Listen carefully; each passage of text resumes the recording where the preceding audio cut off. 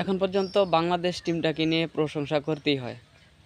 প্রত্যেকটা উইকেটের পরে সবাই একত্রিত হয়ে সেলিব্রেশন করা, একজন একজনকে অনুপ্রেরণা দেওয়া, কিপিং থেকে লিটন প্রত্যেকটা বলারকে বিভিন্ন দিক নির্দেশনা দেওয়া, বিভিন্নভাবে সাহায্য করা, এভাবে বল করলে ভালো হবে, এভাবে করলে ভালো হবে, ওখানে দাঁড়ালে ভালো হবে, একে অপরকে যে সহযোগিতা, এই বন্ডিংটাই খেলাটাকে খেলায় আরও আত্মবিশ্বাস ফিরিয়ে আনে। আমার কাছে ভালো লাগতেছে যখন দেখি সবাই একে অপরকে হেল্প করতেছে, উইকেট পাইলে সবাই একসাথে হয়ে সেলিব্রেশন করতেছে।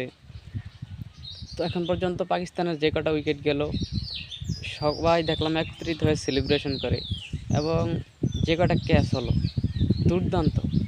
প্রথমে নাইট রানার প্রতি একটা বলে মিরাজের দুর্দান্ত একটা ক্যাচ ছিল, লিটনের দুর্দান্ত একটা ক্যাচ ছিল তাজুল ইসলামের বলে, আর মাহমুদুল হাসান জয়ের দুর্দান্ত একটা ক্যাচ ছিল তাজুল ইসলামের বলে।